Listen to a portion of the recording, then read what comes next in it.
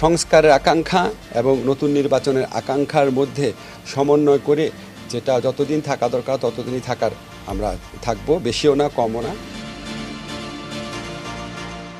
আমি শুধু বলি এইটার মেয়াদের ব্যাপারে এখনও কোনো কথা হয়নি। আপনাদেরকে দুইটা জিনিস মাথায় রাখবেন কাইন্ডলি, সেটা হচ্ছে রাজনৈতিক দলগুলোর প্রত্যাশা থাকবে যে যত তাড়াতাড়ি সম্ভব নির্বাচন। আবার এই দেশে সাধারণ মানুষের যে সংস্কার আকাঙ্ক্ষা, সেখান থেকে প্রত্যাশা থাকবে এই সরকার যেন জরুরি কিছু সংস্কার করে যায়।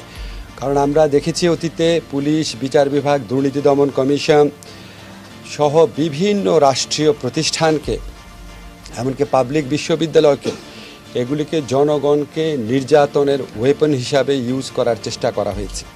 আমরা এই সমস্ত প্রতিষ্ঠান থেকে কিছু কিছু ভালো সার্ভিস পেয়েছি, এই সমস্ত প্রতিষ্ঠানেও কিছু কিছু ভালো মানুষ আছেন, কিন্তু পুরা সিস্টেমটা এমনভাবে দাঁড় করিয়েছিল যে এগুলি আপনার ভিন্নমত পোষণকারী মানুষ, মৌলিক অধিকার চর্চাকারী মানুষের জন্য এই প্রতিষ্ঠানগুলো একটা আতঙ্কে পরিণত হয়েছিল।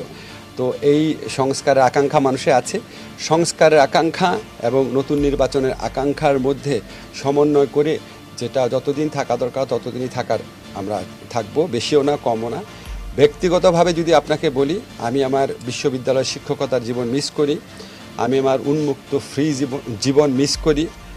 আমার ব্যক্তিগত অভিমত হচ্ছে আমি আমার যত তাড়াতাড়ি সম্ভব কাজ শেষ করে কবে আমি আমার সেই জীবনে ফিরে যেতে পারবো, যেটা আমার ব্যক্তিগতভাবে আমার জন্য অনেক বেশি এনজয়েবল। ফলে আমার ব্যক্তিগত অভিমত এটা, কিন্তু দায়িত্বের জায়গা থেকে আমাকে এখানে আমাদের অন্যান্য উপদেষ্টাকে আমাদের যে দায়িত্বের জন্য আমরা আসছি সেই দায়িত্ব আমরা পালন করার চেষ্টা করব। আপনাদের যে প্রতিষ্ঠানগুলোর নাম বলেছি, ভুলে নির্বাচন কমিশন বলতে ভুলে গেছি। নির্বাচন কমিশনের ভূমিকা তো আপনারা জানেন। তো এখানে যদি আপনার ওভারহলিং না করা হয়, তাহলে ভবিষ্যতে যে সরকার আসবে তারা তো এই প্রতিষ্ঠানগুলোকে আবার সেভাবে ব্যবহার করবে। আমাদের অতীতের অভিজ্ঞতা সুখকর না।